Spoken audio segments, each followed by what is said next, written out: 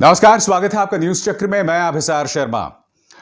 वो एक फिल्म है, उसका गाना है कि बस आज की रात है जिंदगी, कल हम कहां तुम कहां।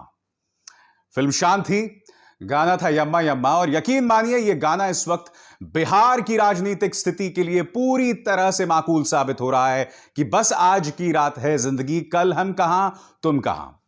मैं नहीं जानता हूं दोस्तों कि जो एग्जिट पोल्स में तेजस्वी यादव को तमाम एग्जिट पोल्स इस वक्त बढ़त बता रहे हैं वो सच साबित होंगे या नहीं, मगर एक बात स्पष्ट है कि तेजस्वी यादव यकीनन बिहार चुनावों के मैन ऑफ द मैच साबित हुए हैं। और अगर इस वक्त आरजेडी नंबर 1 या नंबर 2 की पार्टी भी बनकर सामने उभरती है और अगर वो सरकार नहीं भी बनाती है, तब भी वो बिहार के सियासी मानचित्र में अपना जोरदार असर छोड़ जाएंगे।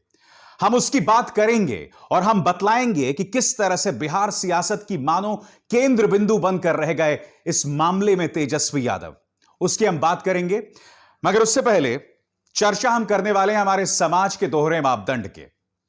इस चेहरे पर निगाह डालिए, यह है रिपब्लिक के संपादक अर्नब गोस्वामी। इस चेहरे का खौफ देखिए, इस चेहरे का डर देखिए। और मुद्दा यहां पर यह है कि इन्हें जिस क्वारंटीन सेंटर में रखा गया था वहां से इन्हें तलोजा ले जाया गया। और मैंने वो क्लिप देखी थी ट्विटर पर जहां अर्नब गोस्वामी लगातार चिल्ला रहे थे कि ये लोग मुझे ले जा रहे हैं, मुझे बचा लो, मुझे मेरे वकील से नहीं मिलने दे रहे हैं, तमाम चीजें इस तरह से। अब आप इस खबर पर गौर कीजिए। क्या आप जानते हैं कि इस शख्स को तलोजा जेल क्यों ले जाया जा रहा है? क्योंकि यह शख्स क्वारंटीन सेंटर में इस खबर के मुताबिक मोबाइल फोन का इस्तेमाल कर रहा था।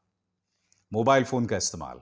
जो शख्स पुलिस द्वारा गिरफ्तार किया गया है वो मोबाइल फोन का इस्तेमाल कर रहा था। यह आदमी रिहा हो जाए ना हो जाए उससे मेरा कोई मतलब नहीं है, मगर थोड़ी देर के लिए कल्पना कीजिए दोस्तों, रिया चक्रवर्ती को करीब 1 महीने से ऊपर इन्होंने जेल में डलवा दिया था मीडिया प्रेशर बनवा के, और उसके खिलाफ कोई सबूत सामने उभर कर नहीं आया। अगर रिया चक्रवर्ती ने गलती से फोन का इस्तेमाल जेल के अंदर कर लिया होता तो इस शख्स में अपने स्टूडियो में बैठकर उद्धव ठाकरे से लेकर आदित्य ठाकरे से लेकर सोनिया गांधी से लेकर राहुल गांधी सबके साथ इसने गाली गलौज कर दी होती। अब फिर से इस चेहरे को देखिए, फिर इस चेहरे का खौफ देखिए। और अब मैं आपको दिखलाना चाहता हूं रिया चक्रवर्ती का चेहरा। वो रिया चक्रवर्ती जिसके परिवार को गोदी मीडिया के नफरती और झूठे प्रोपेगेंडा ने पूरी तरह से बर्बाद कर दिया दोस्तों, पूरी तरह से बर्बाद कर दिया। मगर ये लड़की जो है वो बौखलाई नहीं। जी हां, रिया चक्रवर्ती को अब आप देखिए पूरी गिद्ध मीडिया के बीच, एक के बाद एक तस्वीर देखिए।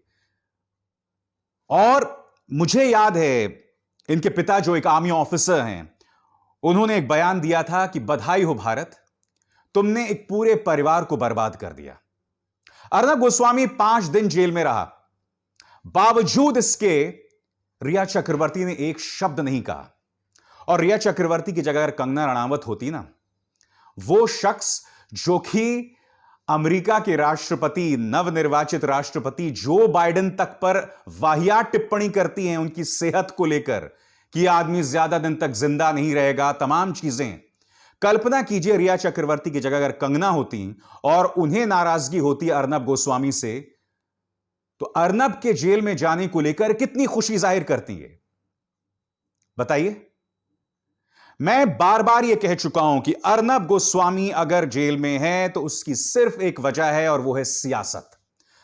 अगर महाराष्ट्र में शिवसेना और बीजेपी एक साथ होते तो जिस नायक मामले को, नायक के सुसाइड मामले को फिर से खोला है महाराष्ट्र सरकार ने, वो कभी नहीं खुलता। क्योंकि जाहिर सी बात है अगर शिवसेना बीजेपी के साथ होती और चूंकि बीजेपी का पसंदीदा पत्रकार अर्नब गोस्वामी है तो वो परिवार चिल्लाता रहता, गुहार लगाते रहता, उसका मामला फिर से नहीं खुलता। मैं मानता हूं कि अर्नब गोस्वामी के खिलाफ कार्रवाई राजनीति के से प्रेरित है, मगर शुक्र है राजनीति से प्रेरित ही सही, मगर कम से कम उस परिवार को इंसाफ की एक उम्मीद तो दिखाई दी। नायक परिवार को, जिनके बेटे ने आत्महत्या कर ली थी, जिनकी मां भी जिंदा नहीं थी, वो भी रहस्यमय हालात में उस वक्त उनकी मृत्यु हो गई थी। इस वक्त हम सब एक बहुत बड़ा तबका अर्नब गोस्वामी के मानवाधिकारों की बात कर रही, मगर उस परिवार के मानवाधिकारों की बात क्या, और उन तमाम लोगों के मानवाधिकार की बात का जिनके खिलाफ ये तमाम गोदी मीडिया चैनल्स बगैर प्रमाण के जिन्हें टारगेट करते थे। रिया चक्रवर्ती आपके सामने एक मिसाल है। रिया चक्रवर्ती को उन्होंने लगातार बार बार टारगेट किया, उसे जेल में डाल दिया। अब तक उस लड़की ने एक शब्द नहीं बोला है अर्नब गोस्वामी के खिलाफ। वो चुपचाप अपनी बात इंटरव्यूज के जरिए रखती रही। वो जेल गई, बाहर आ गई। उस परिवार के बारे में हम कुछ नहीं सुन रहे हैं। और जैसा कि उनके पिता ने कहा एक लिखित बयान में, हो सकता है कि हमने उसे बर्बाद ही कर दिया हो, हमारी मीडिया ने उसे पूरी तरह से बर्बाद कर दिया हो। मैंने कार्यक्रम की शुरुआत में आपसे कहा था, जो दोहरे मापदंड है हमारी मीडिया के, उसकी मैं बात करना चाहता हूं। इन दो चेहरों पर गौर कीजिए। सामाजिक कार्यकर्ता वरवर राव और स्टैन स्वामी दोनों ही एल्गार परिषद मामले में जेल में, एक की उम्र 79 साल यानी 79 इयर्स है और दूसरी की 83 साल। सबसे पहले मैं बात करना चाहूंगा स्टैन स्वामी की। स्टैन स्वामी उसी तलोजा जेल में जहां अर्नब गोस्वामी को ले जाया गया था। स्टैन स्वामी ने सिर्फ यह गुजारिश की अदालत से कि मेरे हाथ कांपते हैं, 83 साल के उम्र के हैं ये, हाथ कांपते हैं, मुझे एक स्ट्रॉ चाहिए। सिर्फ एक स्ट्रॉ की मांग की थी। और अदालत ने एनआईए से कहा 20 दिन का वक्त दिया, क्या इन्हें स्ट्रॉ दिया जाना चाहिए या नहीं दिया जाना चाहिए। और यह शख्स अपने आप को, यानी कि अर्नब गोस्वामी अपने आप को एक पीड़ित बता रहा है। वो 83 वर्ष का एक शख्स जो है, जो एक कवि हैं, सामाजिक कार्यकर्ता हैं, वो सिर्फ एक स्ट्रॉ की मांग कर रहे थे। मैं आपको बतलाना चाहता हूं अदालत में स्टैन स्वामी को लेकर एनआईए का क्या रवैया है। सुनिए। Swamy is one of the oldest accused to be arrested on charges under the unlawful activities prevention act, यानी कि जो धारा आतंकवादियों के खिलाफ लगाई जाती वो एक 83 साल के शख्स के खिलाफ लगाई गई है, जिनके ताल्लुक सीपीआईएम यानी माओइस्ट से है, प्रतिबंधित सीपीआईएम माओइस्ट से है।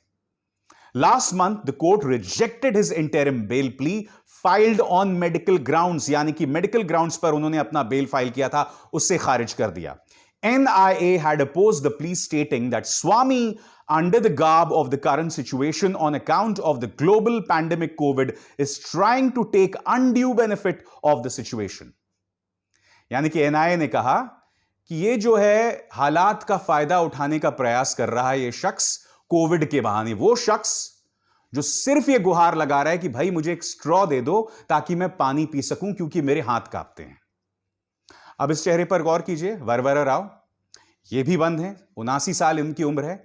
जब इनके परिवार ने इनके साथ वीडियो कॉन्फ्रेंसिंग के जरिए बात की तो उनके परिवार के होश उड़ गए। जानते हैं क्यों? क्योंकि वरवर राव क्या बोल रहे थे, उनका मानसिक संतुलन पूरी तरह से बिगड़ चुका है जेल के अंदर। जब इनका परिवार सुप्रीम कोर्ट के पास गया तो सुप्रीम कोर्ट ने कहा नहीं, आप हाई कोर्ट जाइए, आप यहां क्यों आए हैं, आप हाई कोर्ट जाइए। दूसरी तरफ आपके सामने यह मामला देखिए। इस मामले में अर्नब गोस्वामी को डेफेमेशन मामले में, जहां उन्होंने सोनिया गांधी के खिलाफ अनाप शनाप बातें कही थी, जहां इन्होंने पालघर में जो साधुओं की लिंचिंग हुई थी उस मामले में उन्होंने अनाप शनाप बातें कही थी, उस मामले में राहत दी सुप्रीम कोर्ट ने। यहां पर यह नहीं कहा गया कि आप हाई कोर्ट जाइए। हालांकि अन्य मामलों में कहा सुप्रीम कोर्ट ने, टीआरपी मामले में और तमाम चीजों में। मैं एक बात स्पष्ट कर दूं, अर्नब गोस्वामी की पूरी सुरक्षा तय होनी चाहिए, जेल के अंदर या जेल के बाहर, क्योंकि अगर यह शख्स कुछ आशंकाएं जता रहा है तो किसी भी कीमत पर खतरा मोल नहीं लिया जा सकता। मैं बार बार कह रहा हूं, अर्नब गोस्वामी के खिलाफ मामला राजनीति से प्रेरित है, मगर नायक परिवार, अन्वय नायक के सुसाइड को भी हम इग्नोर नहीं कर सकते। उस शख्स ने तो बाकायदा अपने लेटर में अर्नब गोस्वामी का नाम लिखा था। रिया चक्रवर्ती को तुमने सूली पे चढ़ा दिया बगैर किसी प्रमाण के। खैर, अब मैं बात करना चाहूंगा बिहार की सियासत की।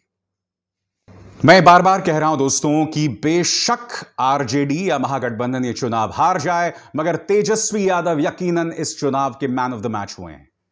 2 महीने पहले तक हम इस बात की कल्पना भी नहीं कर सकते थे कि तेजस्वी यादव या महागठबंधन किसी तरह का कोई असर डालेगा। आज कई एग्जिट पोल्स उन्हें सबसे बड़े मोर्चे के तौर पर बतला रहे हैं।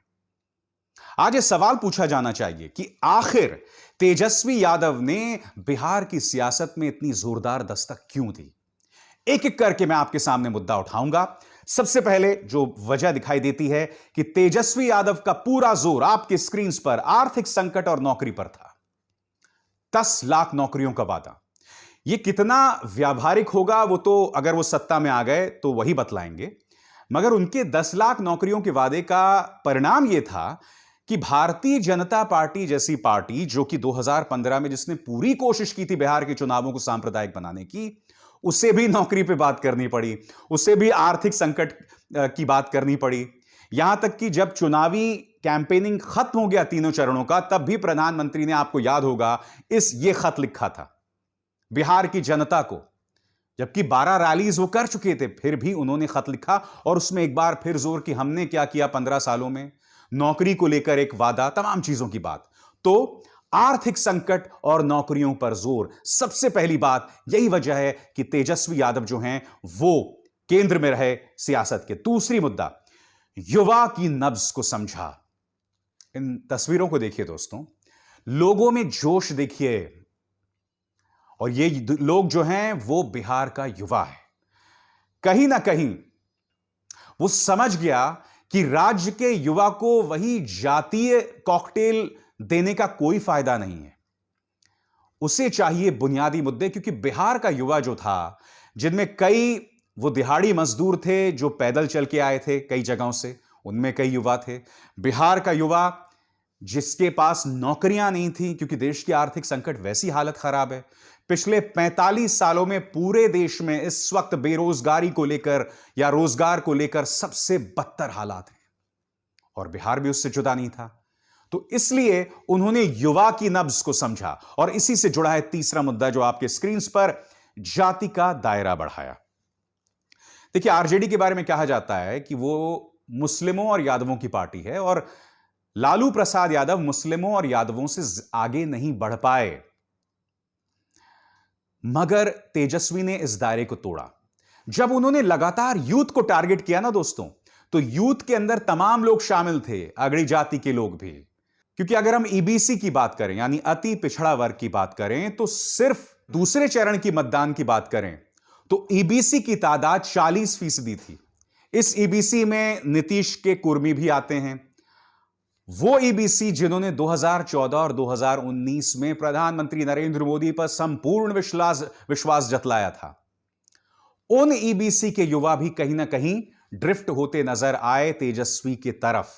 तो युवा जाति का दायरा उन्होंने लगातार बढ़ाया। अब चौथी, चुनाव प्रचार में ऊर्जा। देखिए, जैसे ही तेजस्वी उतरते थे हेलीकॉप्टर से, दौड़ते हुए वो जाते थे मंच की तरफ से और दौड़ते हुए वापस जाते थे, और जिस तरह से उनका संवाद होता था वो अप्रत्याशित था। लालू यादव का संवाद जो है ना, उसमें तंज भी होता था, हास्य भी होता था। तेजस्वी यादव का हाव भाव एक बिहारी रॉकस्टार की तरह था, और उसका असर भी दिखाई दिया।